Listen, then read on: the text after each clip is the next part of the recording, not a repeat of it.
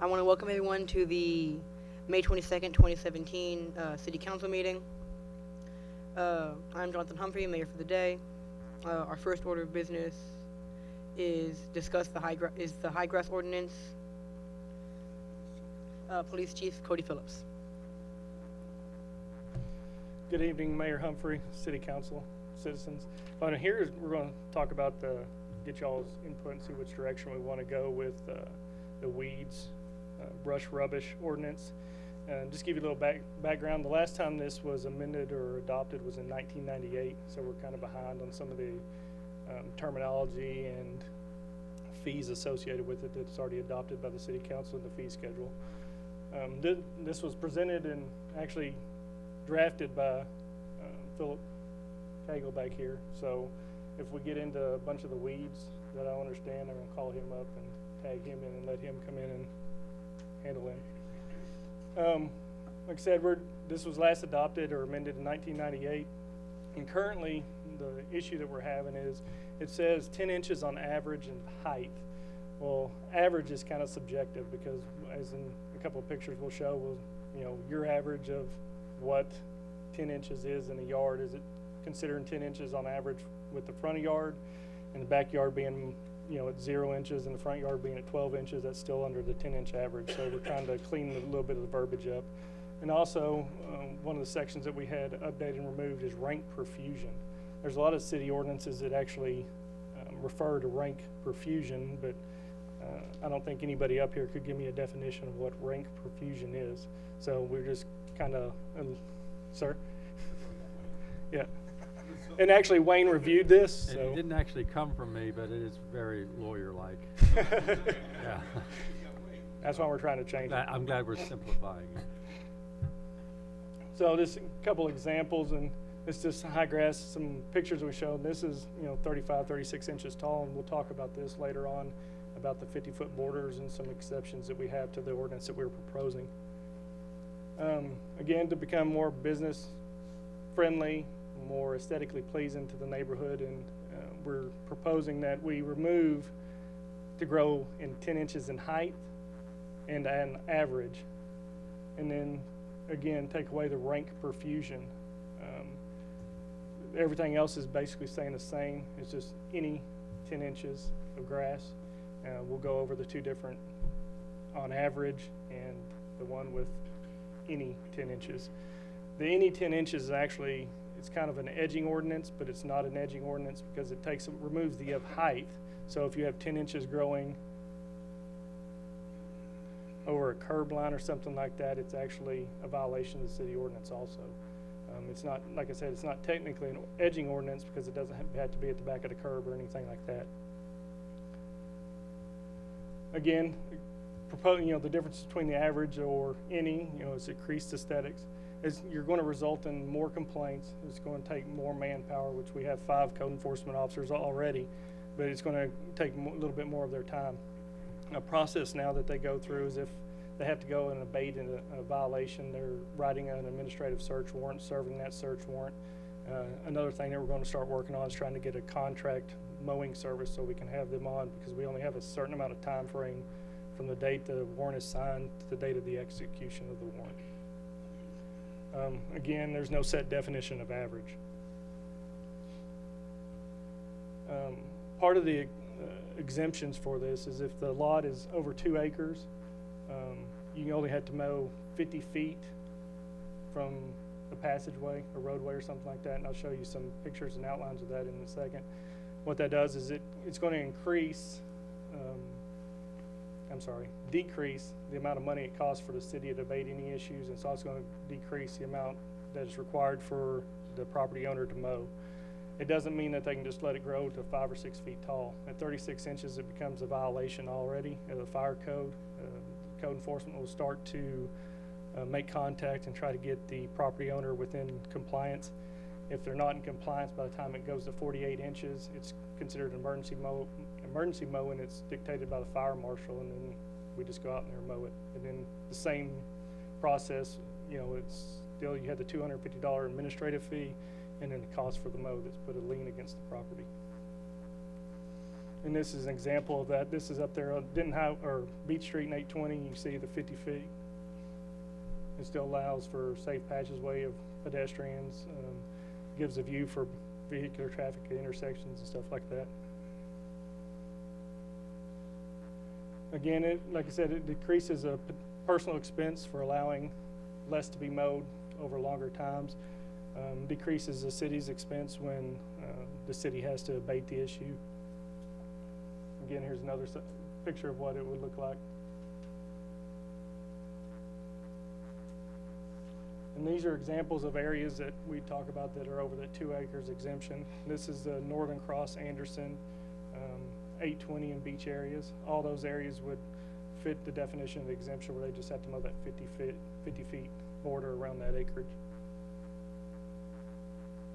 And then BISD, that's Fossil Creek going up towards beach, all that area behind those apartments right there that are zoned by BISD, it would fit the same thing. On one section of the ordinance, we did remove an exemption that was put in there for zoned agricultural. We removed that because we talked to Glenn, and there's no properties within Haltom City that are zoned agricultural. That's what I have right now.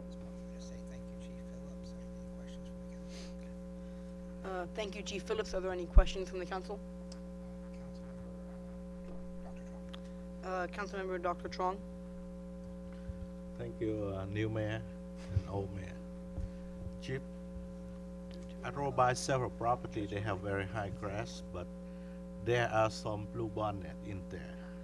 And they say this is a stake, flower. Is that in our ordinance too? That means they don't have to. Blue bonnets, I'm not. I mean, they don't have a lot of blue bonnets, but they have. I don't think blue bonnets grow over the 10-inch mark anyway. I think the blue bonnets would be under the 10-inch mark. But it looked bad, and they have several blue bonnets. I say, why don't you cut this? No, this is stake flower. Is that correct in our ordinance here, the state law or something? We're in the weeds now. Here's Philip Cagle. He'll answer that question. The council, Mr. Chong, with it being a state flower, we cannot cut it. We can ask the owner to remove the high grass and weeds, but not the flowers. That's hard. It is hard, yes. And the second thing, Chip, if we want to enforce the law here, the ordinance, to make citizens comply with it, I think our city needs to have responsibility to cut the grass too. Because there is some place our property, the grass is so high, Oh, absolutely. especially along the freeway, you know. And I Completely don't agree see with you. how we can write people a ticket and who write us a ticket. That's my concern about that. I don't disagree with you at all, sir. We have to set an example of what the citizens need to follow. Yes, sir. Thank you, Chief.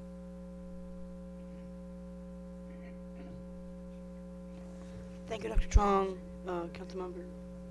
Councilmember Crow. Thank you, Mr. Mayor.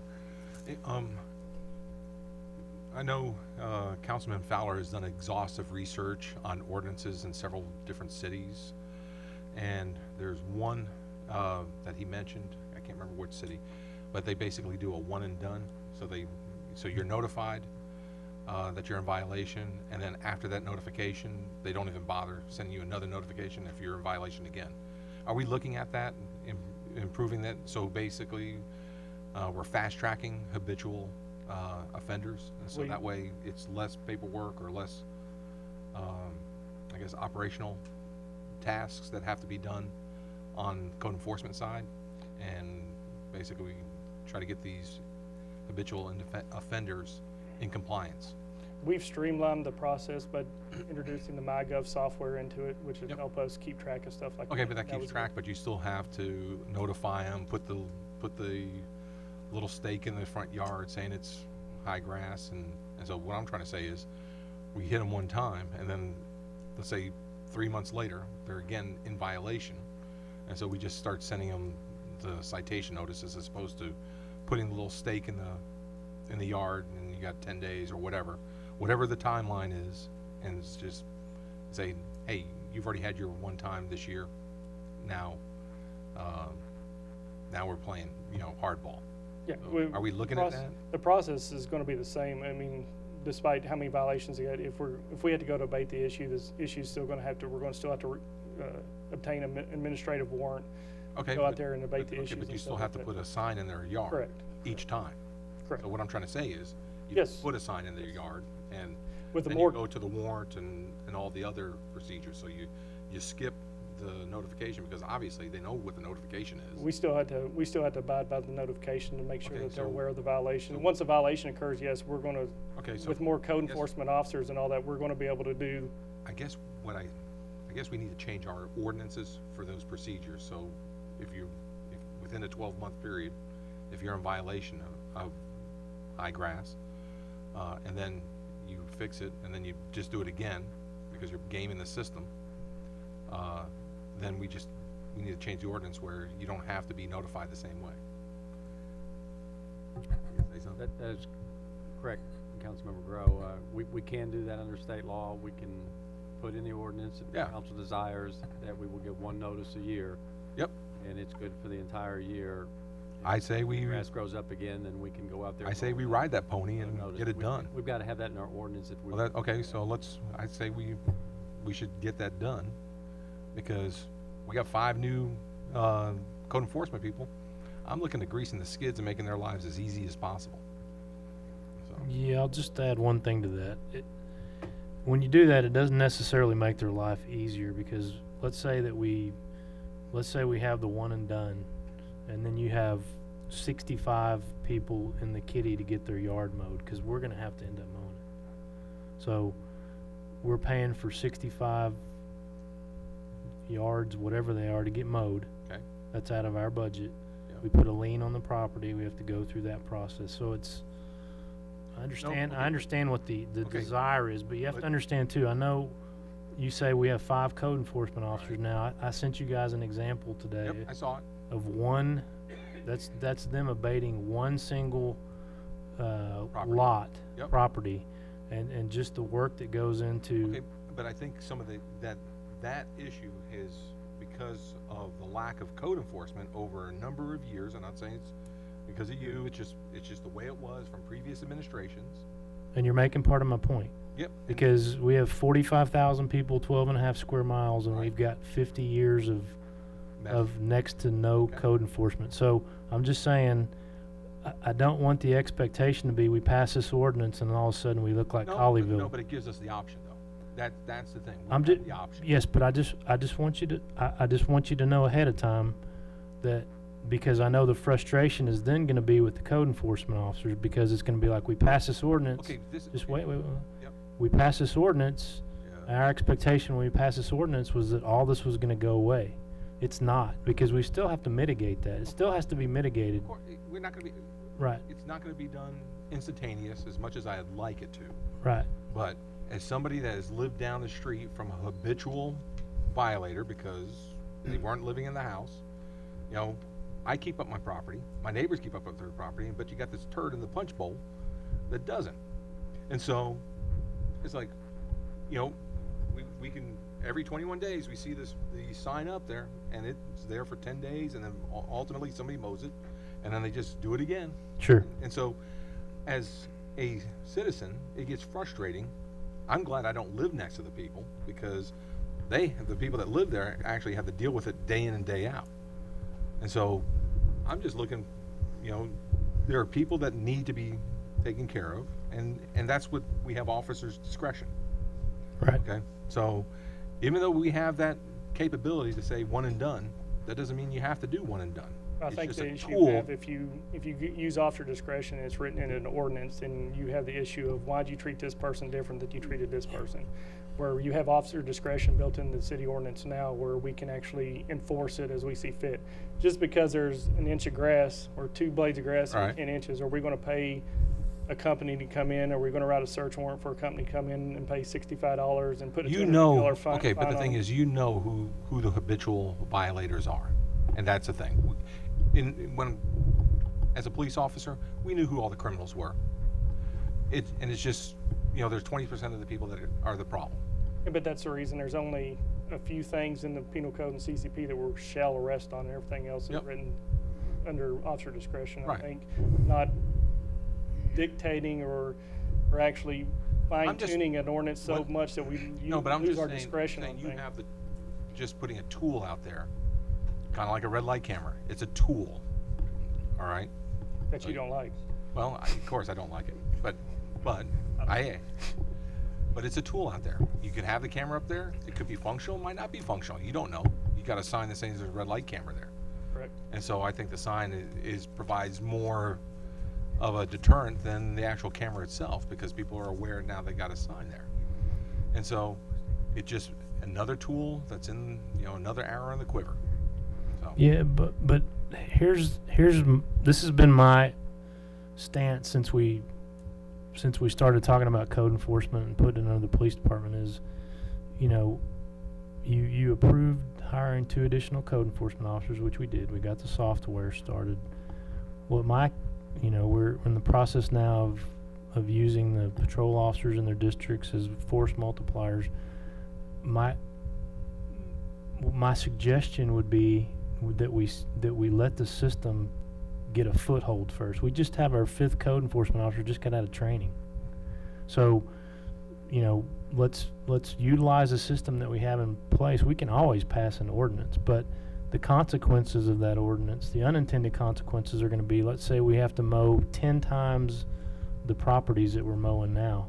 Yep. That's going to have a tremendous effect on our budget. And do we recoup those costs? We don't No. recoup them immediately. So we're putting liens on property and that kind of thing. So, you know, I think we're going in the right direction. There's no doubt about it. I say we just let these 5 officers get a foothold and let MyGov kick in. And if halfway through the year, you know, it becomes obvious and they come to me and say, yeah, you know, this ordinance we're at a place now where this ordinance would have a lot of value to us. Then I come back to you next budget and say, we're passing this ordinance, but we're going to need this much more money to mow lots and that kind of thing. I think we just do it systematically and give it a chance, because these officers are playing catch up. And I can tell you, you know, I've lived here for 8 years. I know where the bad places are. I don't know where all of them are. They're getting to the point where they do, but I think we just need to let the system take a hold and, you know, make the changes to the ordinance that we already have in place. And then I think it's a great idea. Let's just let the system get a foothold first, if that makes sense, before we pass, because that's a pretty drastic ordinance. I mean, you're talking about cities. I bet most of the cities that have in that place are really small or really big. How big is Midlothian? How big is it? Yeah. Bigger than us? No, they're about 30,000 probably, Midlothian, I would say, something like that. Okay. So, But it's not, that's not an urban city. no. You know, that's not, you know, but that's just my recommendation. You're the council, and if you tell me to write up the ordinance, we'll write up the ordinance, but I'm just telling you, trying to stick that ordinance in where we're at with the new code enforcement philosophy that you guys kind of helped develop, to be honest with you. You know, I don't know that throwing that at these 5 officers now is gonna accomplish what you wanted to accomplish. I'm just looking to help them Sure. do their job. Yeah. That's ultimately what I'm, you know, because, you know, the rinse and repeat hasn't been working, so. We're not repeating right now. We're doing something that's never been done here before, and that's one of the issues that we've had. One of the problems that we had is we were throwing a bunch of stuff at 2 code enforcement officers. Right. So, but again, like going back to your point, we're trying to reverse, you know, 50 years of a total and complete lack of code enforcement. You guys deal with it all the time on the zoning side of it. Yep. You guys are trying to undo some of the zoning issues that we've had all along. I'm just saying, from an operational perspective, I think that we let these 5 officers get a foothold. Chief Phillips is meshing that with the police department, code enforcement. And let's just see how it works. Let's give it a year to see how it works. All right. That's just my recommendation, just on an operational. Well, I'm just one of 7, but, Sure. you know, having to hear people complain about it, but I'm willing to observe. But this council can say something that no other council's been able to say. You've actually ponied up Oh, yeah, we the money, the put a lot of resources, money and into that's this. exactly right. So, And you know, with, you know, people coming in for zoning variances and things like that, talking about, and then all of a sudden the dumpster thing. It's like, so then I started driving around looking at dumpsters and seeing how many are in violation because they're not enclosed or the enclosure's Yeah. been destroyed. And so I expect us to be sending some nice letters saying, hey, you're not in compliance with our dumpster ordinance and you need to get the enclosed or fixed. And so it's just, you know, Haltom, you know, one of the things is improving the image of Haltom City.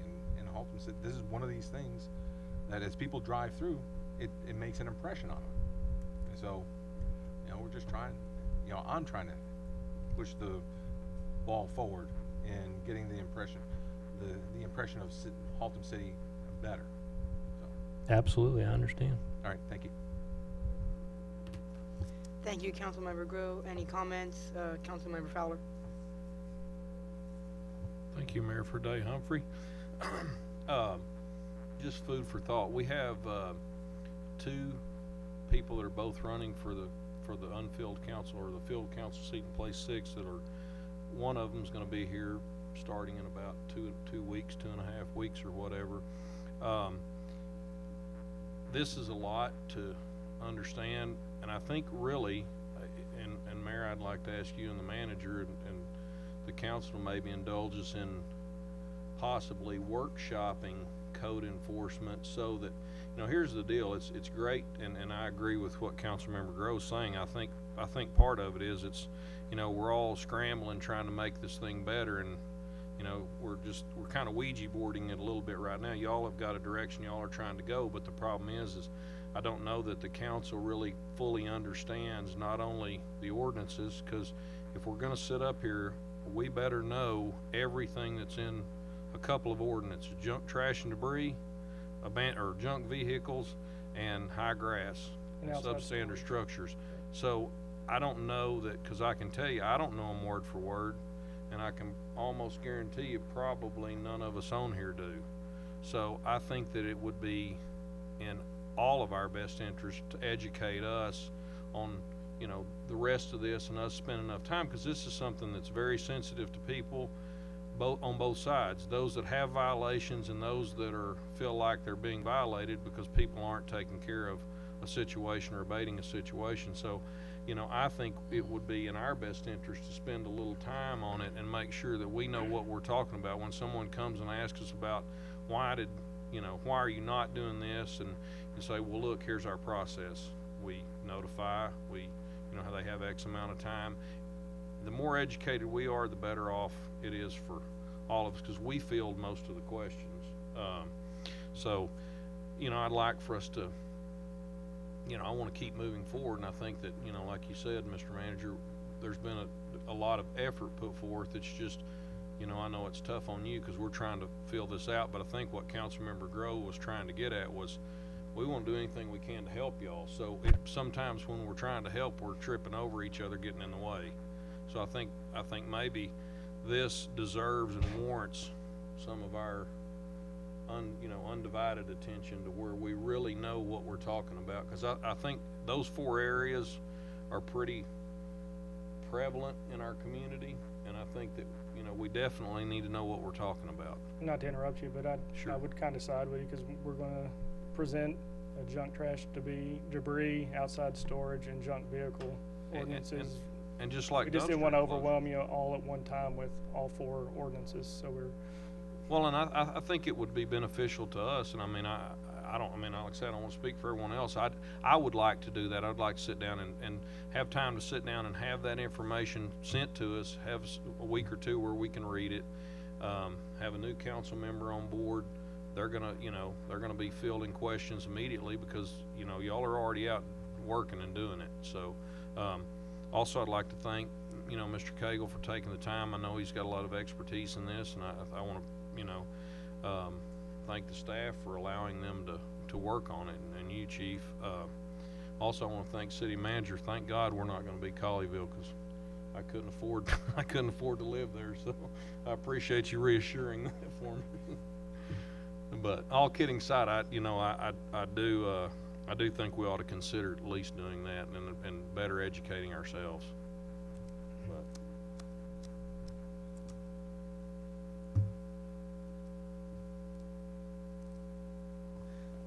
Thank you, Councilmember Fowler. What are your comments, Councilmember Garrett? No, I just want to say I agree with Councilmember Fowler. I think we need to schedule as many workshops as we possibly can. So that's a good idea. And then after Councilmember Grove's comments, I'm really in the mood for a cup of punch. Do we have any punch in the backyard? That's all I have, Mayor. Thank you.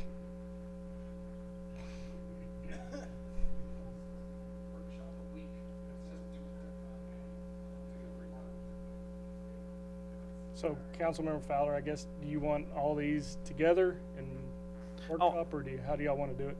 I mean, I think it would be comprehensive. I think you could go through all of it, but I would like to have, you know, maybe us look at each ordinance in depth and the proposals, you know, like y'all do, where they're highlighted and all, and what you're planning, you know, what y'all's thoughts are, and then the manager can tell us, you know, how he plans to implement the whole process. And, you know, it's obvious that we all are going, and we want to end up in the same place. It's just, you know, we need to know what y'all are trying to do in depth, because we're going to be the ones that get, you know, y'all are going to get chewed some, we're going to get chewed a whole lot.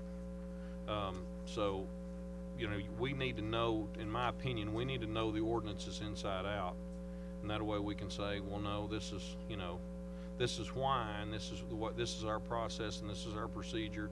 And so then, you know, we're just much more educated and more knowledgeable about what we're doing. We've got 3 of the 4 done, so one more, and we'll get them all presented to Wayne's office, and then get them reviewed, and we'll send them and get it back to y'all, so we can have and however the mayor and manager, if y'all want to do that, I think you know, I'd like to see us consider doing it anyway. I just think it would be, you know, good for the entire body. Thank you for your comments, Mr. Fowler. What is the council's level of interest in workshopping this? Councilmember Garrett, when can you be there? Probably the Thursday after never, I think so.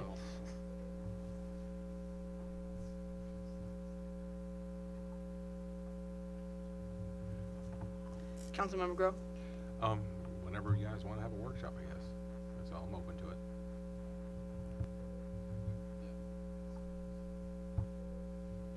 It'd probably take a couple of weeks to get, a few weeks to get all the ordinances worked out that we were proposing. Can you email me your PowerPoint and the ordinance? I sent Hey, Art, They I didn't already get a have copy those. of the ordinance that was in the folders, so I never received that. So, thank you. That's all you got?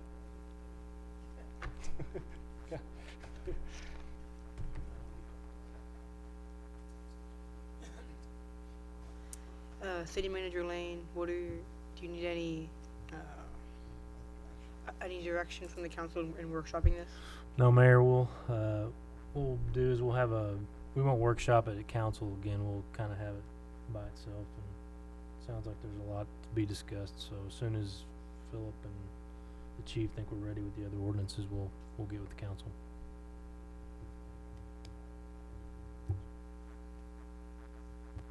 Are there any follow-up questions or comments from the council regarding this?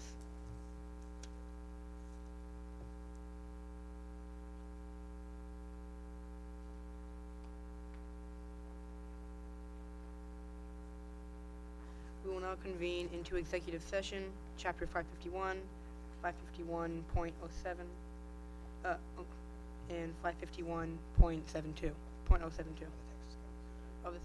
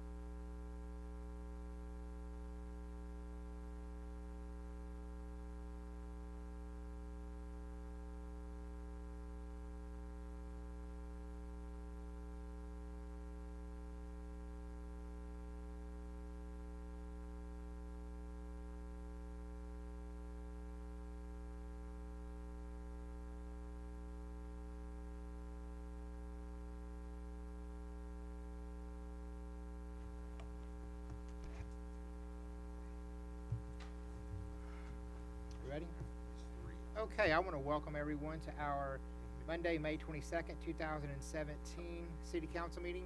Time now is 7:07.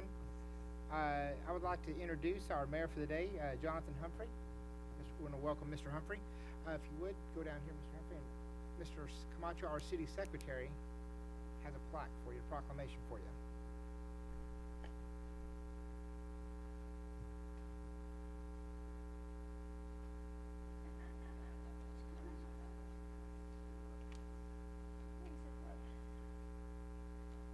Proclamation for mayor for a day. Whereas the Northeast Tarrant Chamber hosted their annual Denim and Diamonds fundraiser on April 8th, 2017 at the Nortex Sports Complex, and one of their items for bid was Mayor for a Day, sponsored by the city of Haltom City. And whereas Mr. Mike Gorey had the winning bid for this item, allowing his grandson, Jonathan Humphrey, of Treetop School International in Euless, Texas, to be mayor for a day in Haltom City. And whereas Jonathan, a former student council member, has also distinguished himself by being a member of the A and B honor roll, and whereas Jonathan, who also enjoys distance running, plans on attending Texas University with a major to be determined later. Now therefore, Mayor David Averett does hereby proclaim May 22nd, 2017 as a day to honor Jonathan Humphrey as mayor for a day in the city of Haltom City, Texas. Congratulations.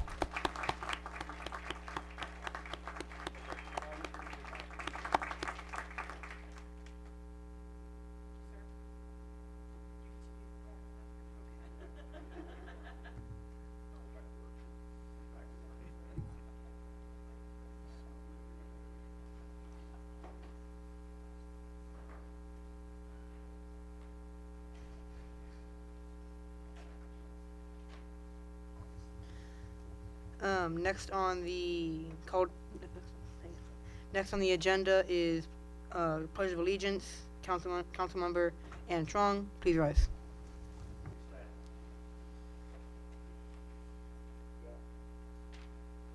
God, please help us to make a right decision for everything we do today for the benefit of the citizen of Haltom City.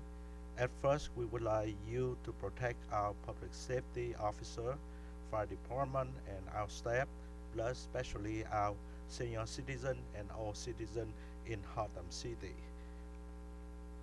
We would like you to protect our troops overseas who are serving to protect the freedom that we are standing here today and enjoy the peaceful time in Haltom City in the U.S. Please help me, God. Amen.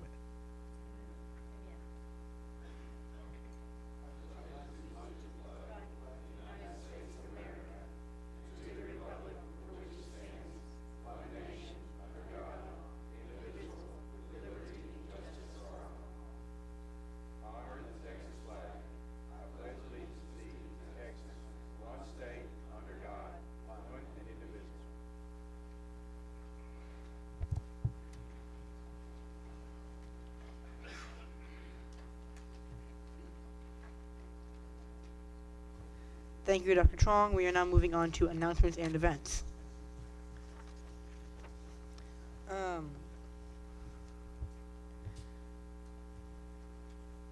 At the public library, there will be story time, GED classes, super science Saturdays, bilingual story time and coloring, and cookies for grown-ups, and family movie night.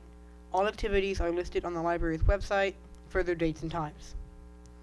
Ladies' Night Out, Saturday, August 12th, 5:30 through 9:30 p.m. Purchase ticket by June 17th, and price is $39. After June 17th, the price is $45. Teen Advisory Board is the last Wednesday of each month at 4 p.m. The next meeting is May 31st.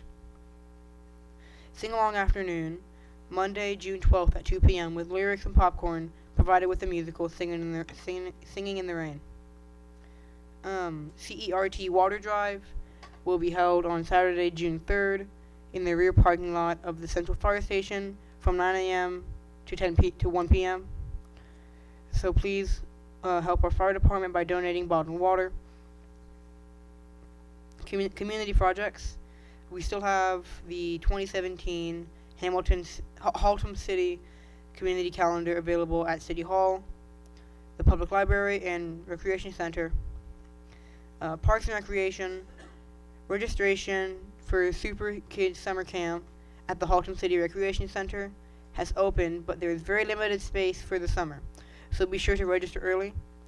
Camp is open to girls and boys ages 6 to 13.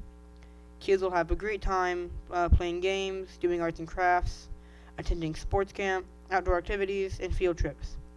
Lunch and snacks are included. The cost is $100 per week, plus a $25 non-refundable deposit.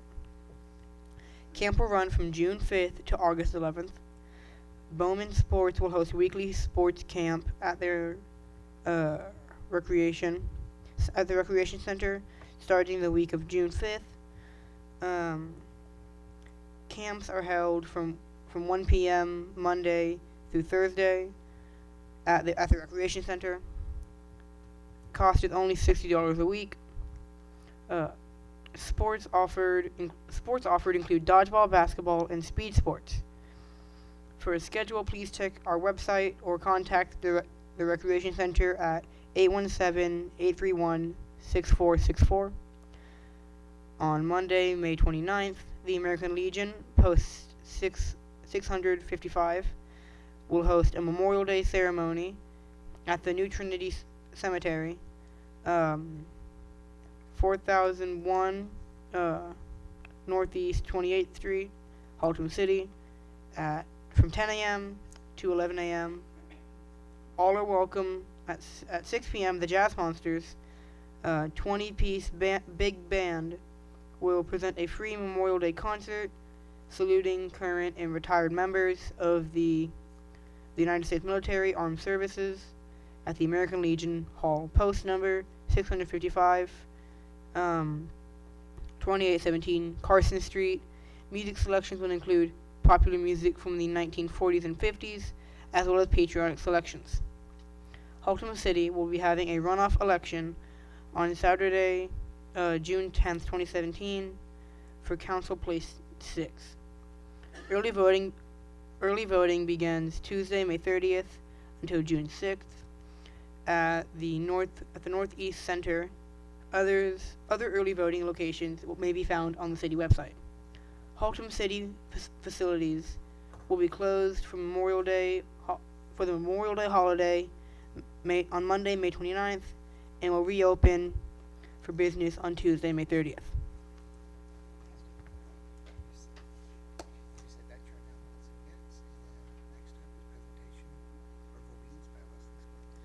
Those are the announcements, and next up is a presentation for Birdsville Reads by Miss Leslie Smith.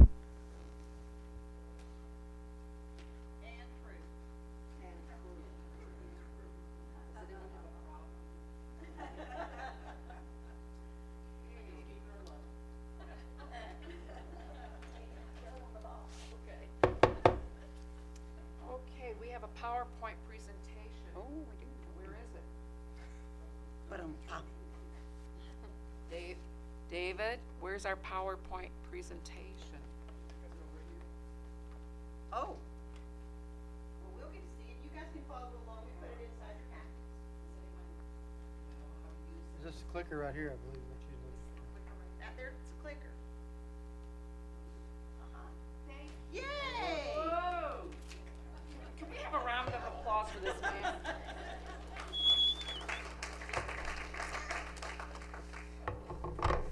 Now, you may be wondering why we're here in our construction outfits. They know the library. This is not a surprise. Or you may not be wondering. It doesn't matter, we're going to tell you anyways. And why are you laughing? Okay. He knows the library. The Summer Reading Club is about to start, and our theme this year is Build a Better World. Got it? All right. Build a Better World. This year we've done something a little bit different. We have we have partnered with BISD and the public libraries of BISD. For those of you who are up here, you have a yellow, very important yellow folder that has the actual PowerPoint presentation if you want to follow along. Should your lips move while you are reading, we will note that to the public. So be careful. Our kickoff for the 5 public libraries and Birdville ISD is June 3rd, 10 to 1 o'clock. And this is for all the public libraries, as I've just said, all the public libraries and BISD, to start our reading programs, which we do every year. This will be the kickoff will be at the Birdville Fine Arts Complex. the Birdville Fine Arts Complex, thank you, in North Richland Hills from 10 till 1 p.m. At the kickoff will be fire trucks and other moving equipment, other big moving equipment, a petting zoo, a giant slide, obstacle course to go through. There will be your favorite storybook characters there. Performers by Artisan Children's Theater will be there. There will be also free books for all the children while supplies last, and very, very much more. We, as you see it, it's the Birdville Reads. Can you hear me? I don't have my glasses on. Can you? Here. Borrow mine. It's upside down.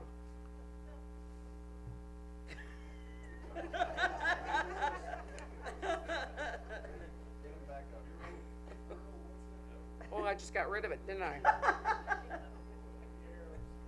Where am I? Okay, go again. Where am I pointing? I have no idea where you're pointing. Now remember, you've got my glasses. Hang on, that's not it. Back up, back up. Come on. Rex, you want to help us here? Laura!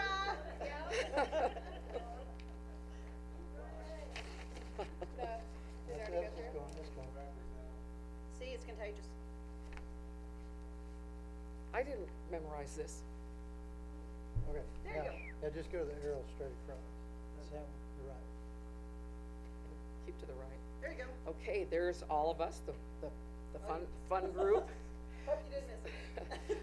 The reason that we've been having summer reading clubs around the United States for, I don't know, since the 70s, maybe before, is to try to prevent what we call the summer slide. And basically what the summer slide is, kids who are students who are no longer in school during those few months lose a lot of the achievement that they made during the school year. So we, as public libraries, try to pick up the pace and help them to continue on with their reading so they won't lose the many achievements that they made. The Department of Education has reported that the summer reading programs helped prevent this summer slide with we're providing a structured process to encourage reading. We have exciting programs, and if you don't know that, you just better come to your public library to find that out. We have access to many different kinds of materials. Of course, we have print and non-print. We encourage reading daily. We also have resources for parents, for the children. Why are we doing this? Because we want to prevent this summer slide. We want to prevent this learning, what the students have achieved and may lose, and it's been proven that they do lose quite a little bit. This will be, as I'm repeating, this will be at the Fine Arts Complex in North Richland Hills. And then also, we will be working, the public library staff will be working at special BISD campus libraries. For us, it will be the Major Cheney Elementary School, and North Richland Hills will be at 3 of their elementary schools. Richland Hills will be at one of their elementary schools. Now, our particular summer reading club kickoff is the day before, June 2nd. By the way, I'm expecting every one of you at both of these kickoffs, okay? Do it, all right? Scott, I'm sorry, you're still coming. These are the many things that we have during our summer reading programs. And Allison, you want to talk a little bit about that, because we've taken up about 10 minutes of our time. Does that mean I talk faster? You just pushed the button, didn't you? Yep. That's okay. Yeah, our summer reading program, we're programming 5 days a week. Monday night is family movie night, and by the way, everything is free, okay? A family movie night on Tuesdays. We have board games for all ages. Wednesday is a craft. Thursday is reading buddies, and we have a therapy dog that comes in that the children that are too shy to read to the teenagers can actually sit next to an Irish setter and they read. No, he's not. He's a golden retriever. I'm so sorry. But yeah, they get to read to the therapy dog, which is really therapeutic for them as well, and the dog just absolutely loves it. Friday is our special guest, but during the summer we also continue our regularly scheduled program, which is on Wednesday morning at 10:30 is bilingual story time, which is growing exponentially every week. On Thursdays is preschool, and Friday is toddler time. The 5 libraries that were involved in the Birdville Reads, I don't know if everybody else in the audience caught that. It is Hearst, Richland Hills, North Richland Hills, Watauga, and Haltom City. And the reason we are going to Major Cheney is, I'm going to take this hat off. The reason we're going to Major Cheney is because it is so far from the public library that the ones who can't get access to books, at least they're leaving their campus open, they can make it to that campus and actually check out books. So it's pretty cool. It's only going to be 1 day a week there, and it's only for a couple of hours, but it'll be much appreciated by the community, I believe. Did I forget anything? Okay. Oh, also, there will be set goals for the readers this summer, and it's up to age 5 is Read to Me, 6 to 12 is one age level, and then 12 to adult is another. When you reach your reading goals, you will get a book bag with lots of things from the community, whether it's putt-putt golf. NRH2O gave us passes this year, which is really, really generous. We also have things from CC's Pizza and Whataburger. So the community is behind us 100%. So I hope you guys come join us too. One last question for you gentlemen, and I broke that, and lady, how many of you will be attending our kickoffs? I'll be there. Very good, very good, very good. The rest of you are not going to be coming? Is that what I'm understanding? All right. You won't be able to get your T-shirts if you're not coming. Thank you very much.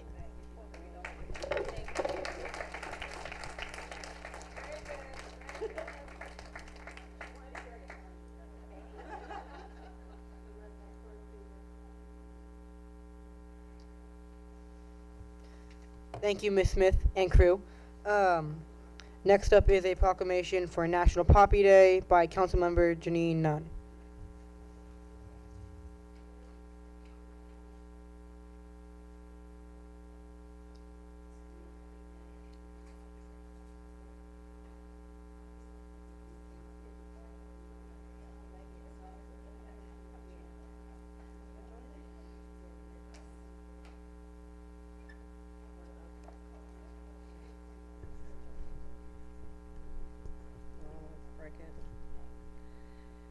Okay, this is from the Office of the Mayor, City of Haltom City, Texas.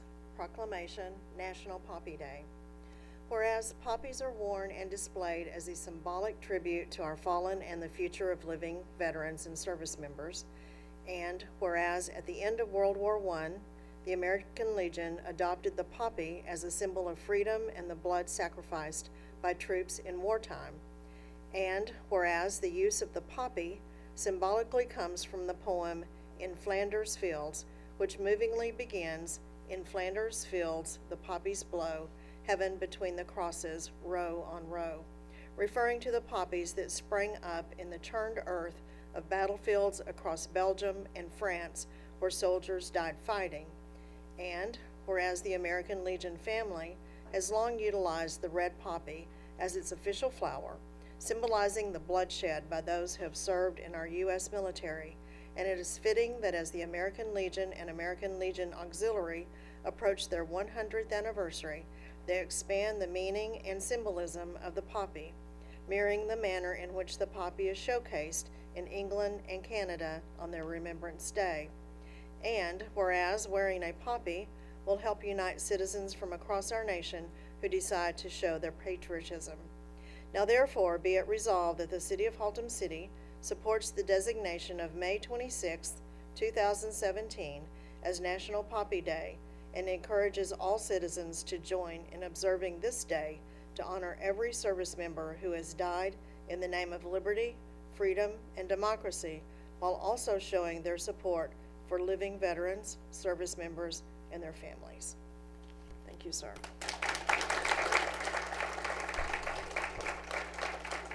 you very much.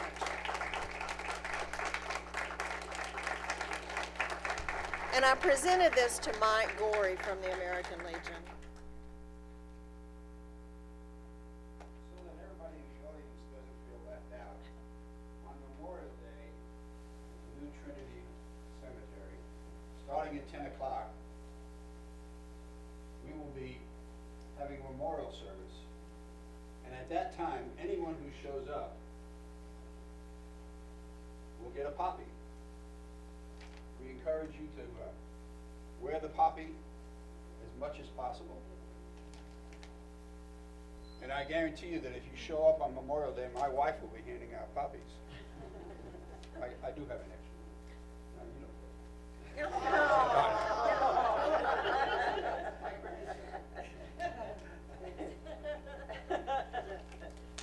Thank you. One thing I will tell you is that the beginning, April of this year, marked the beginning of our involvement, United States involvement in World War I. And so you can come up to the mic so they can get this. I thought you were taking my paper. It marks the beginning of our involvement in World War I. Even though for years before that, Fort Worth was involved, because Fort Worth shipped hundreds and hundreds and hundreds of beefs to England from our stockyard right here. The other thing that I was told to mention is that in Tarrant County alone, there are over 7,000 World War I veterans buried in various cemeteries in Tarrant County. I encourage you to be involved with the centennial celebration of World War I.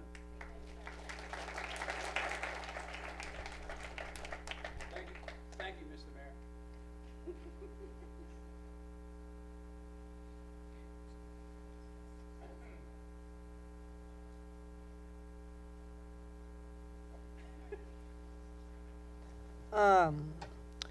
Thank you, Councilmember Nunn and Grandpa.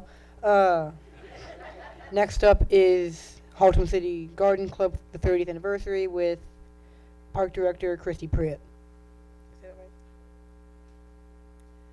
Mayors, Council, it's a privilege to recognize the Haltom City Garden Club this evening. So, Ms. McDaniel, you want to join us up here? We are going to provide a certificate of recognition presenting the Haltom City Garden Club on their 30th anniversary. Whereas in 1987, Janet Snow, head of the Beautification Board, desired to start a garden club in Haltom City in order to acquire more points with Keep Texas Beautiful program. And whereas the garden club initially met in June 1987 at the Haltom Plaza in the old VFW meeting room, and later held a few meetings at the Haltom Road Baptist Church, eventually meeting on the first Tuesday of each month, with the exception of January, at the Haltom City Library, usually with a guest speaker. And whereas the garden club began with 25 persons, consisting of volunteers and council members, and they discussed selecting officers, incorporating bylaws, and published the first membership book in February 1988.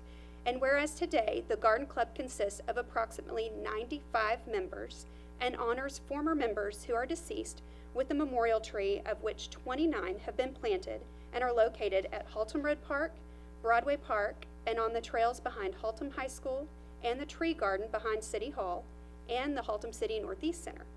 And whereas the garden club has also actively engaged in providing park benches in several parks in Haltom City, given 2 scholarships to Haltom High School students, provides a Yard of the Month program to honor 1 resident each month for their landscape efforts, holds a Christmas food and toy collection, holds an annual plant swap, provides garden education classes, and holds the annual tour of homes and tours to various gardens.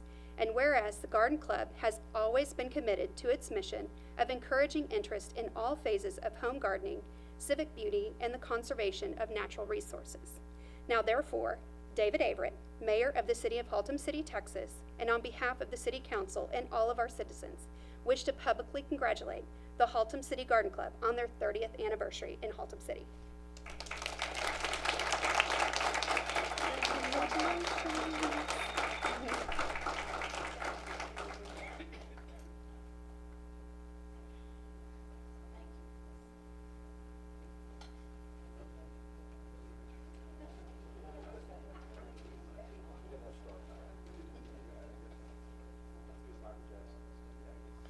Councilmember Fowler. Thank you, Mayor Humphrey, and Mayor Averett.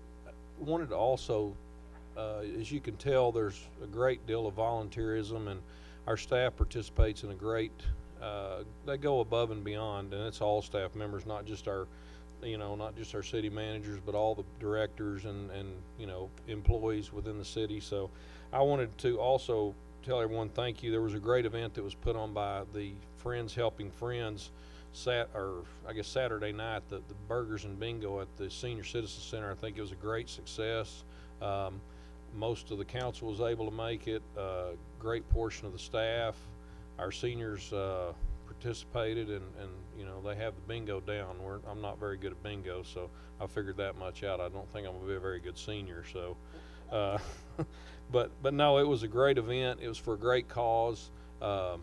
And I just want to thank all our volunteers that are in all the different boards for all the things you do. As you can tell, there's a lot of longevity that's going on in our community. And so, a lot of times our staff's not required to be there, but they show up and they're there, and they pitch in and help, and they donate their time. And so I just want to thank them, as well as, everyone who helps the different organizations within our community. Thank you, Mr. Mayor.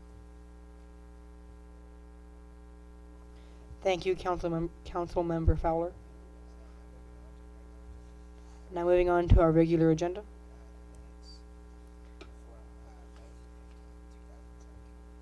The minutes from May 15th, 2017.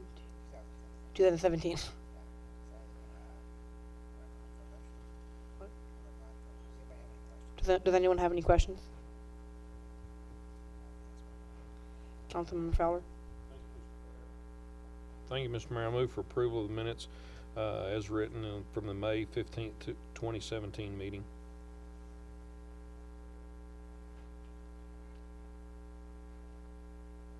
We have a motion for approval. Is there a second? Dr. Trong? Mayor and Council, I'm second. We have a motion for approval and a second. Please signify your vote.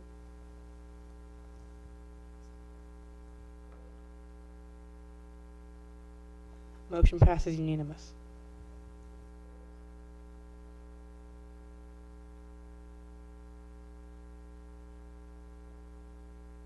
Moving on to agenda item number 2, ordinance number 2017-008-15.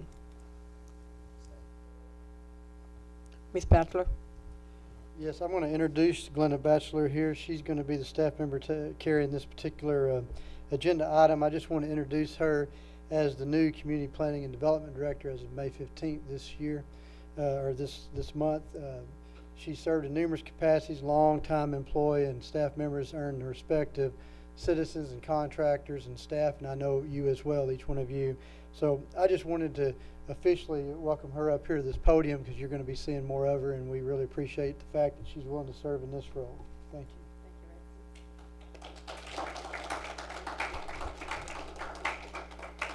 you. Evening, mayors and council. On February the 28th, 2017, the Planning and Zoning Commission recommended approval of ordinance number 2017-008-15, an amendment to the 2010 club with a new alignment of future Big Fossil Creek Parkway, downgraded to Collector Street. On March 13th and March 27th, City Council continued the public hearing for ordinance number 2017-008-15 for EDC recommendation. On April the 13th, 2017, the various options amending the thoroughfare plan were presented to the Economic Development Corp. On April 20th, the EDC recommended 1, keeping Big Fossil Creek Parkway on the thoroughfare plan as a minor arterial, providing a new connecting thoroughfare from Weaver Street to Big Fossil Creek Parkway, and 3, providing a new connecting thoroughfare from the Menace Drive cul-de-sac to Big Fossil Creek Parkway. That's all the information I have at this point.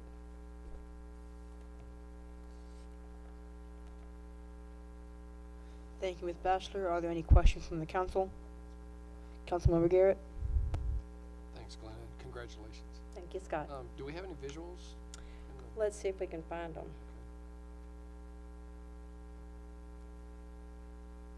Here we go. Okay. In red is the parkway that runs along the river. That is the first option of tying into Weaver Street. And this is the second part tying into Minister at the cul-de-sac. If you remember right, MCL had the CUP that was approved, and that would be on the southern portion of their property. Right. Okay, so we're talking about doing the parkway and both options, is that correct? That's what was recommended, yes. Okay. Okay. Thank you. No problem. Thank you, Councilmember Garrett. Are there any other questions?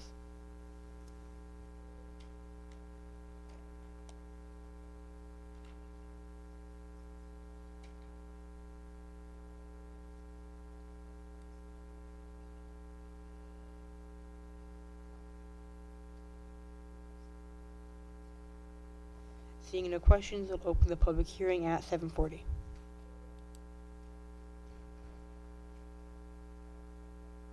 Is there anyone in the audience wishing to speak on this agenda item?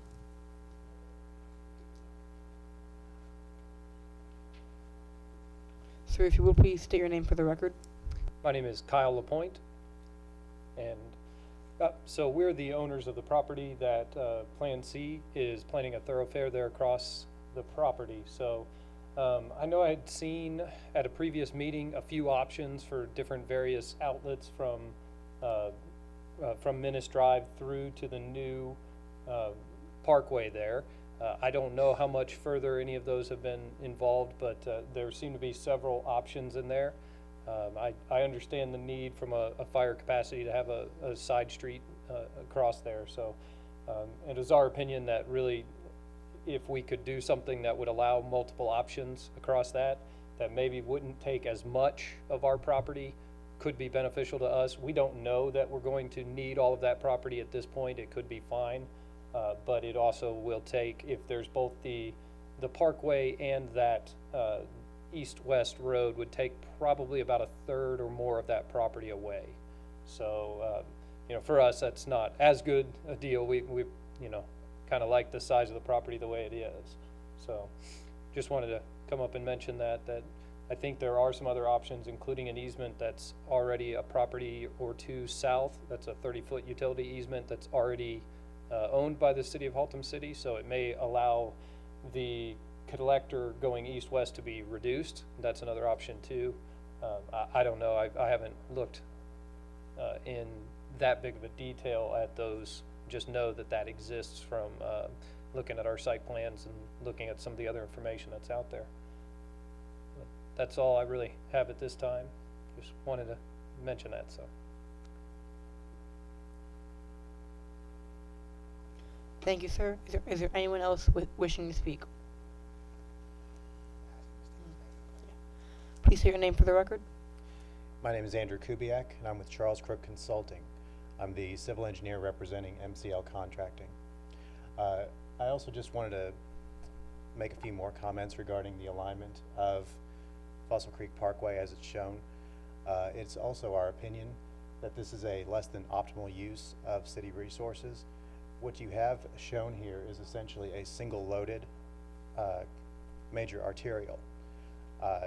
You're talking about a massive cost to the city without a commensurate benefit. And so we don't think that this is an appropriate location for a major arterial.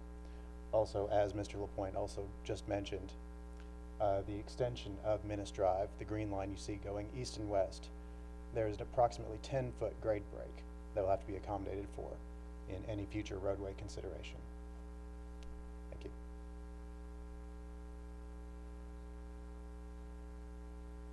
Thank you, sir. Is there anyone else wishing to speak?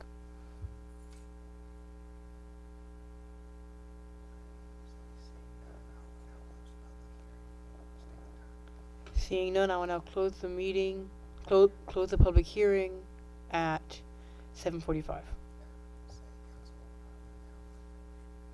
Council, we are now in line for a motion. Councilmember Garrett.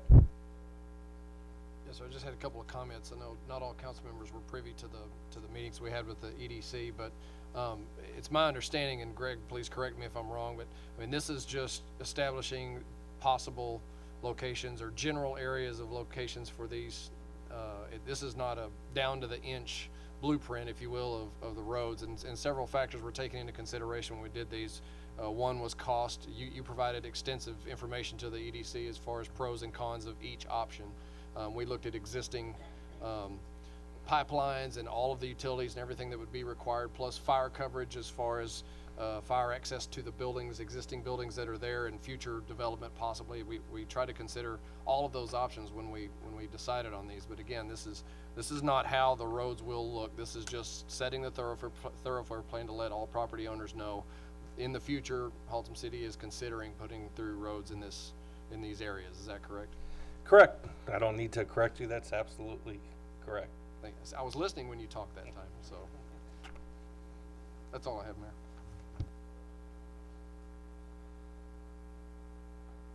Thank you, Councilmember Garrett. Are there any other questions or comments from the council?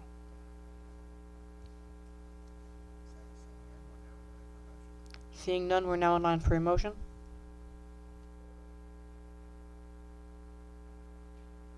Dr. Trong?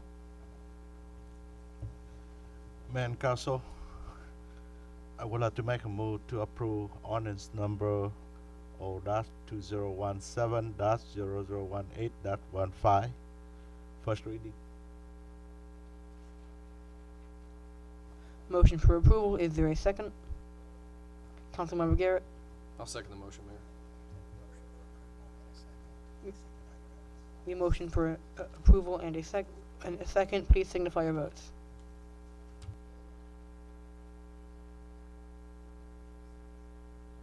Motion passes unanimously. Thank you, council.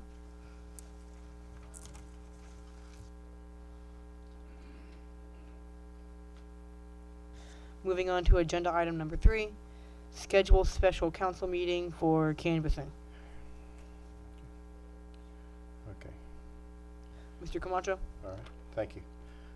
What we have is, of course, we're having as I mentioned, it was mentioned earlier, the June 10th runoff, and because the dates that they are allowed to canvass, we have our first council meeting in June is June the 12th. That's a day early than when we're allowed to canvass.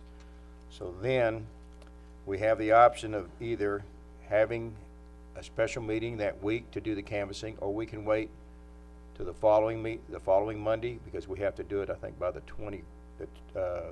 Tuesday, which would be the 21st, or the Wednesday, excuse me. So we only have a limited time of a period of so many days. And I had a calendar that I provided for you, if you could see that you have, looking at June the 19th of a possible council meeting, and then moving the 26th meeting up to the 19th. I sent out an email to the staff to ask them if the council did decide to move the 26th meeting up to the 19th, would there be any problems? I didn't receive anything from the staff that said no, that would be causing a problem because we had something scheduled to be on the 26th. So no staff member replied with anything negative. So they're open if you needed to have the meeting on the 19th. So it's up to y'all how, and this is how we just got through doing it this month. We had our meeting on the 15th, which we normally would have had it on the 8th, but we moved it to the 15th for the canvassing. And then we now have this meeting a week later, taking care of the last part. Well, wouldn't be having anyway on the 29th because we have Memorial Day. But that's mainly what I'm asking, is just what the council wants to do on the day that we have the 12th is a scheduled meeting, and we could do the canvassing, and also be the time that the candidate would be selected. So on the 19th, you would also be able to do a reception for that candidate or whoever the elected position is, and then also be able to do the photos and portraits that we do toward the new council. So it's up to y'all, however y'all want to, if y'all want to, whatever y'all options. Thank you, Mr. Camacho. Councilmember Fowler?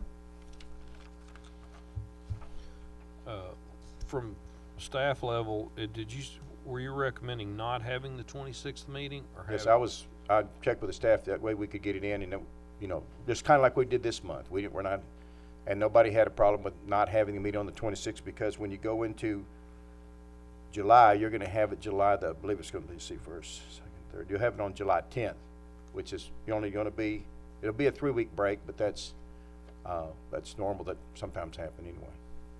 So Mr. Manager, our workload, we don't have anything that we would hold up by not having it? No, sir, we can put items on the 19th that we need to get taken care of. Okay.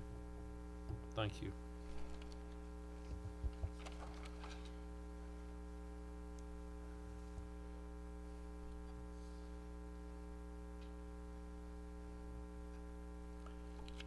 Thank you, Councilmember Fowler. Are there any other questions or comments regarding this? Councilmember Watkins? Well, you throw out a lot of dates, sir.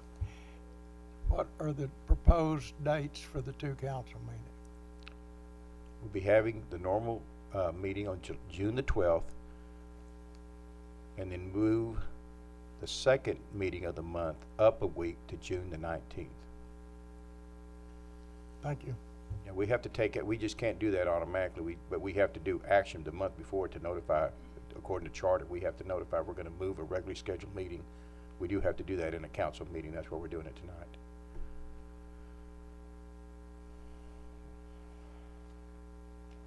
Thank you, Councilmember Watkins. Are there any other comments?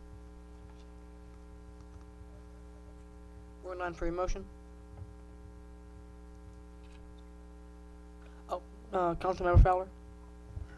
Mr. Mayor, I move for rescheduling of the June 27 council meeting dates to the regularly scheduled meeting on June 12th, and then on June 19th to adjust our 26th date schedule to the June 19th for the canvassing and installation of officers, and any other council business take place on the 19th. Councilmember Nunn? Thank you, sir. I would like to second that motion.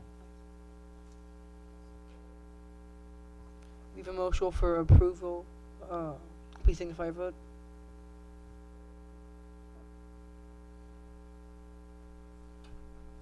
Motion passes. Thank you, Council. Thank you. Thank you. Moving on to agenda item number 4. RFP number B 2017-411-001, Veterans Memorial at Haltom Road Park. Good evening, Honorable Mayor, and Council. And the item before you is yet one more milestone to cross in order for the Veterans Memorial to be constructed at Haltom Road Park. The council back in March, just about 2 months ago, allowed staff to use the competitive sealed proposal delivery method in order to choose a contractor. In doing so, that allowed us to have a set of criteria of what was most important to us in selecting a contractor. In your packet, I've indicated that criteria. It was the provider's experience and reputation, price, the provider's schedule, the proposed personal subcontractors that the provider was going to use, and last, whether the proposal provider's financial capability is appropriate for the size of the project. We did have the proposal opening on April 4th.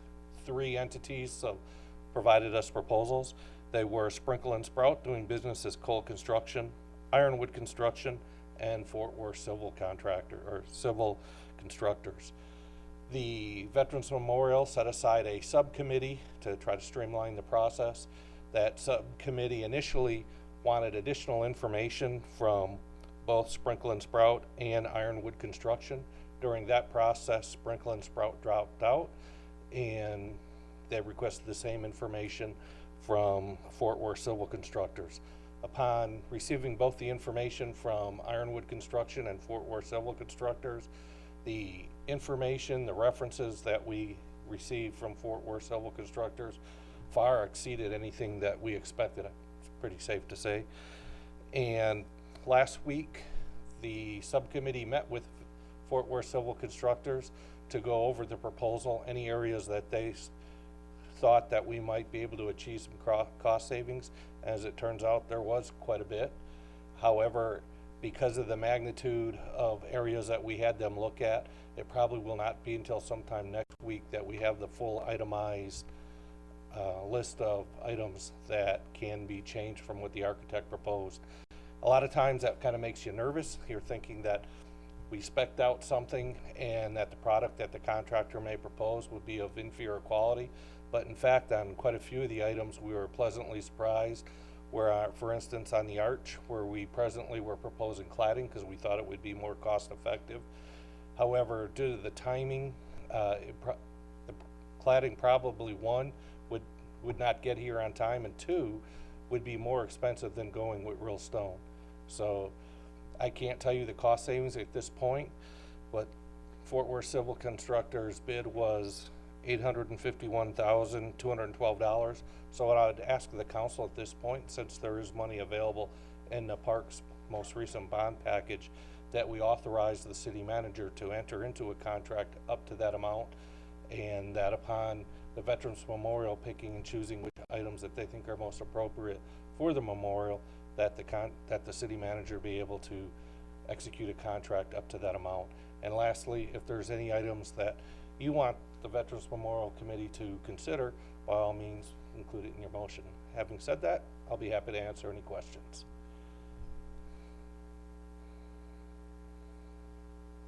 Thank you, Mr. Gregg. Are there any questions from the council?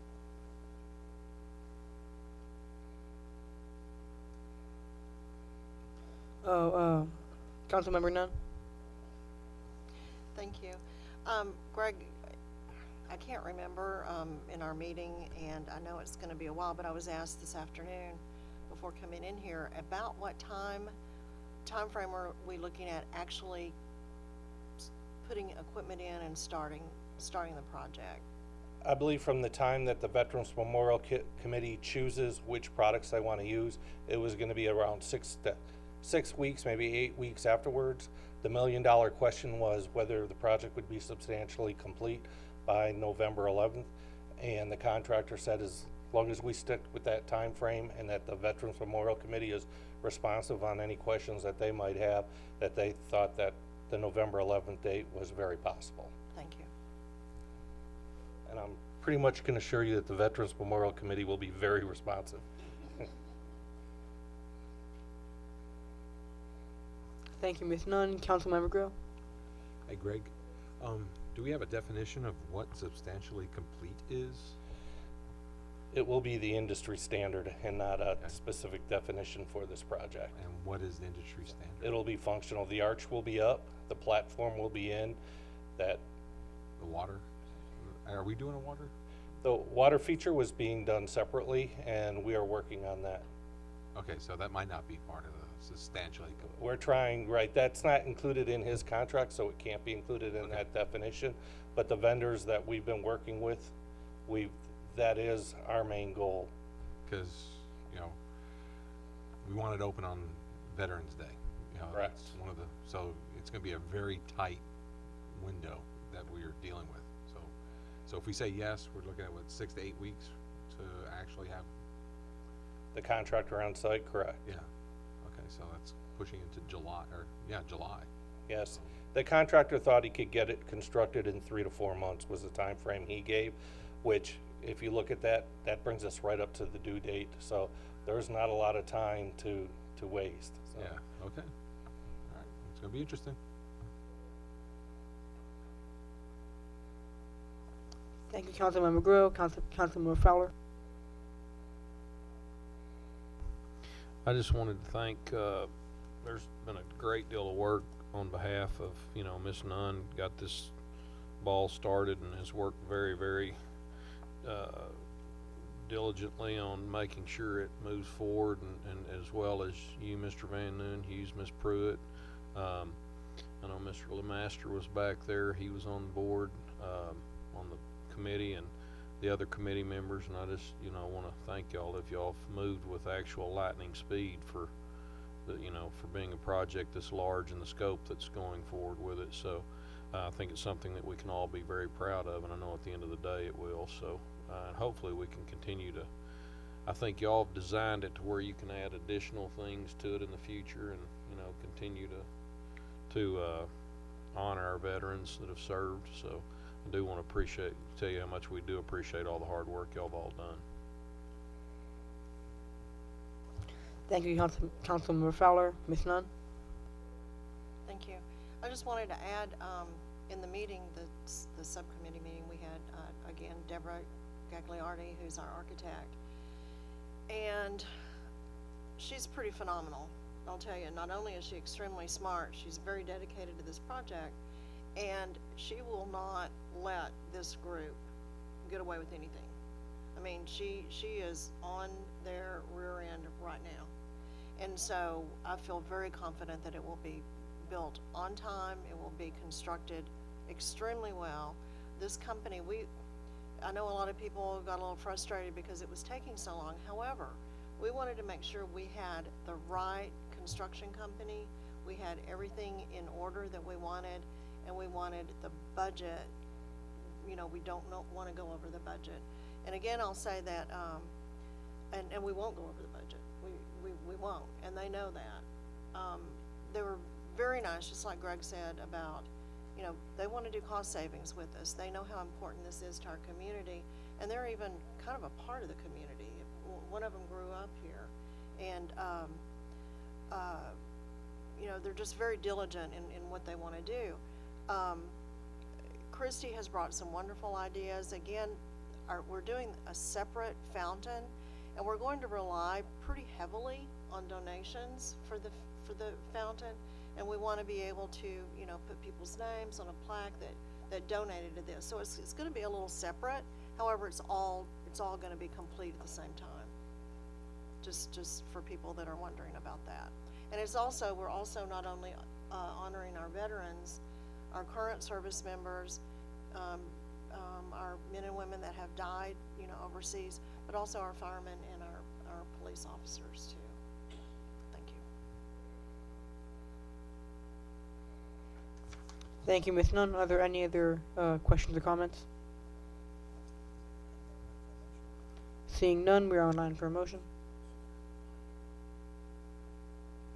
Councilmember Garrett.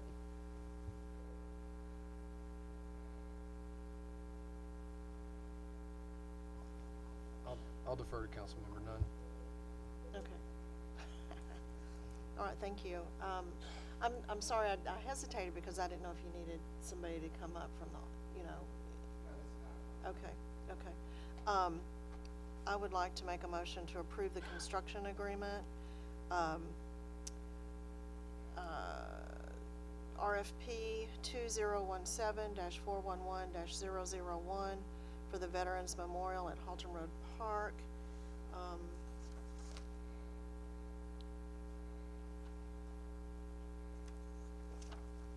And that's it. Thank you. Motion for approval. Is there a second? Councilmember Garrett. I'll second the motion. Thank you. We have a motion for approval and a second. Please place your vote.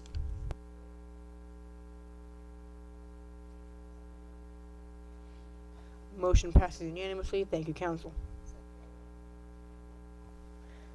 Moving on to agenda number 5, recognition of outgoing council member Scott Garrett.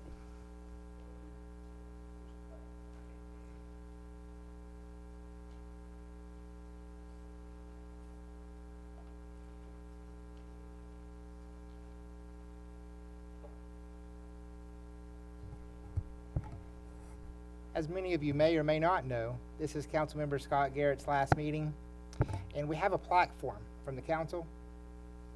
And I'll bring it down to you in just a minute, Scott. Don't know if y'all can see it or not.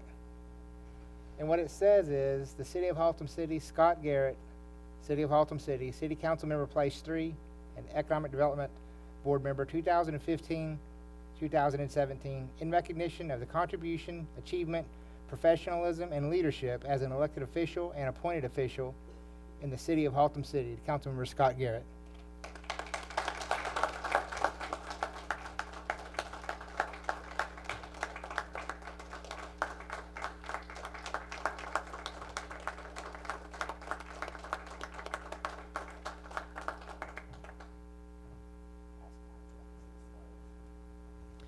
Would you like to say some words, Mr. Scott?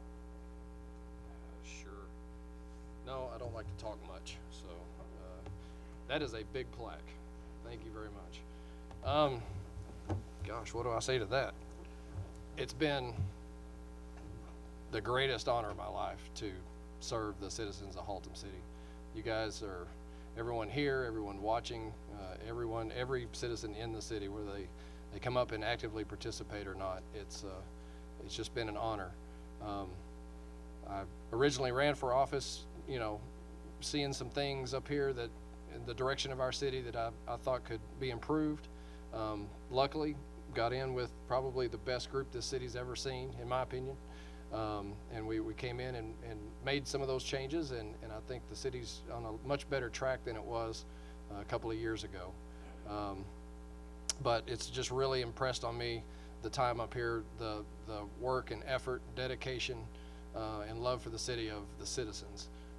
The 8 of us up here, all we do is what you want us to do. We're just a tool that you guys use to make the changes, but it's really the citizens that are the driving force. I've never seen a harder working group of people in my life. I was lucky enough a few years before I got up here to be on the ZBA and work with those guys, and that's a hard working group too. But that board is not the only one. All of the boards and commissions in this city work so hard, and I can tell you from at least from just me speaking, it's greatly appreciated, the dedication that I see from the citizens. Also getting a chance to work with more of the staff than I had in the past. You guys are incredible. I mean, the dedication, and all except for Chief Phillips. The dedication I see from you guys is just amazing. It just reinforced my feelings. I mean, I did this because I love my city, and because I care about my city, and I care about my fellow citizens. And it's obvious that all other citizens and our staff and these other council members sitting up here all feel the same way. And that was very reassuring and comforting to see the dedication in all of you. So I think I'm really going to miss Haltom City. If those of you don't know, I got a promotion at work, and I'm moving to the state of Washington, so a couple of miles away. But this is my home, and I will be back on special occasions. I still have family in the area. But I'm going to miss you guys. I'm going to miss being in the service of my citizens. I appreciate all the feedback that I've received. Some of it not so good, but you know what? We listen to you. I guarantee you, everyone up here listens to what you have to say. We might not always agree. We might take some actions that don't fall into your expectations, but we're always trying to do what we feel is best for the city. There's some things in the works that I think you guys are going to be pleased in the next few years. I know that I'm very, very proud to have worked with this group, staff, citizens, and this council for the last couple of years, and it's greatly appreciated. Thank you.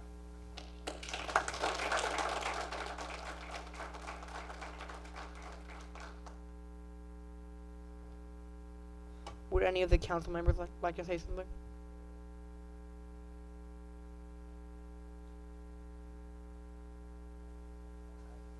Councilmember Fowler?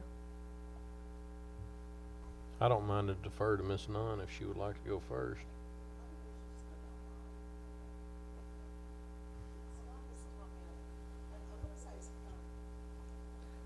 Scott has taught me a lot, you know, in this, and of course I've learned a whole lot since I've been up here, but you know, Scott is so smart, and he's so dedicated, and he says what he thinks, and he holds to his convictions, and I will miss you. Scott, it's been fun sitting here next to you. As Janine said, I've learned a lot. You know, you dig through the numbers. You ask questions that probably I don't think any finance director has ever heard before. And so I guess the first council meeting has always been the best with the Scott and Jennifer show. And so you will be missed. So safe travels. Well, Mr. Garrett, what'd you spend, 10 years on the Zoning Board of Adjustments? Yeah, closer to 11. Almost 11 years. So you can see the dedication, and then take time to come, you know, and it takes a lot of time. I mean, when Mr. Garrett came on here, there was a lot of transition going on with all of us and with staff. And, you know, we had, that one first year, 50 some odd, 60 meetings. you know, and it took a lot, and I don't remember Scott missing meetings ever, you know, and so there's always been that dedication, and you know, it's so pleasing, and this council as a whole, but you know, Scott always came and would challenge, and you could debate with him, and he's done his homework, and that's, you know, that's important. Whether you always agree on something, sometimes we take things from others and make ideas better just because they did their homework, and you know, they took the time to do the research, and you know, I will sorely miss that. And you know, of course, we didn't have to worry about any numbers getting through when Scott was here, because he could crunch numbers, and he would watch for oddities and abnormalities in anything that went on, whether it was just a typo or not, he would catch it. So you know, we'll miss that. The one saving grace of this whole deal is now you can get up there on the left coast and maybe start passing on some of the conservatism to that left coast. Talk about changes that need to be made.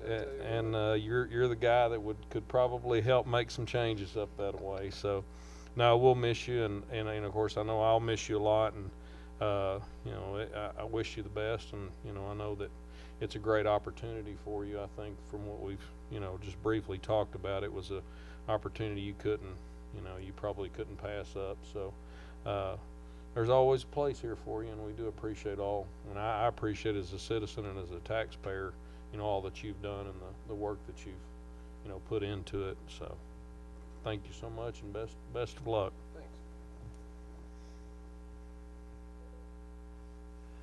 Yes, I was privileged to sit on the zoning board of adjustment most of the years when Scott was on there, and just as he has here, he's proven out to be one of the more analytical people that I know, and I consider myself a numbers people, and he makes me look like Ned in the first reader. So it's been handy to have somebody up there that really has the time and energy and the desire to look into all the items that appear that some of us might overlook. We discussed it briefly the other night. He and I have disagreed on things over the years, and we're disagreeing again. I want him to stay, and he wants to go, so see, he's winning in the end. Thank you. Mayor and council and everyone in here. It's pretty sad for me when we lost 2 council in 1 year. Tiffany and now you. I know that I learned from you guys a lot, because I grew up in Vietnam with different government system, you know, corrupt. And like last night I have meeting with Vietnamese community. I say, hey, I can help you guys because I have learned so much during my council time. And Scott is one of a colleague that helped me to be at this moment and this time. I will miss you so much, but the citizen and the staff, don't worry about me and Bob. We will not move anywhere, okay? We will stay here to be a council and retire. We miss you, Carl. Thank you, Dr. Jones. Back in 2010, when I first ran for city council, Scott, you may not remember this, but I met with you, and I wanted you to run back then. I remember. And you had a lot of things going on, you know, in your professional career back then. He said he wanted to wait. At the time, I really didn't understand, but all I can say now is I'm really glad you did. You know, because Scott came on, he took my place on the council, and as mayor, it has been a pure joy and pleasure to serve with you. And, you know, Scott is our numbers guy. You know, I felt comfortable with Scott on the council because I knew, like it's been said many times by the council members up here, he's going to go over the budget with a fine-tooth comb. And we are going to miss that, Scott. But, you know, one thing about Scott is you've been a friend to me, to this council, to our city, and I appreciate that. Thank you, Scott.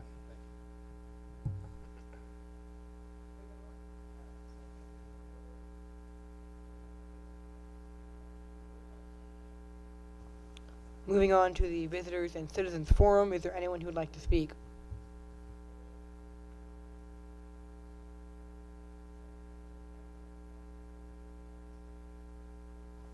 Seeing none, we will move on to boards and commissions. Are there There are no resignations. Does anyone have any appointments to the board and commissions? Councilmember Grow? Yeah, I just need to reappoint Debbie Geltmeyer to the Fire Services Board.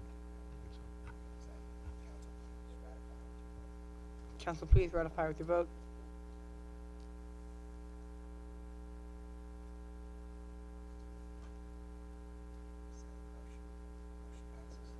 Motion passes.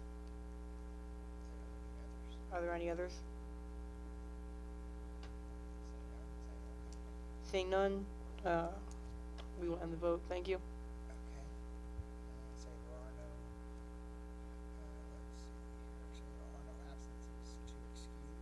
There are no absences to excuse. Before we convene into executive session, can I get a round of applause for our mayor of the day? Mayor for our day.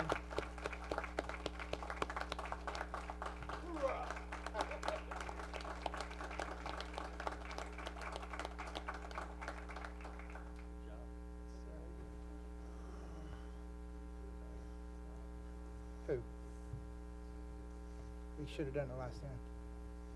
Say, okay, so we're now convening to executive session pursuant to 151 of the Texas Government Code. We will now convene into executive session of 551.071 and 551.072 The Texas Government Code. of the Texas Government Code And the time. at 8:15.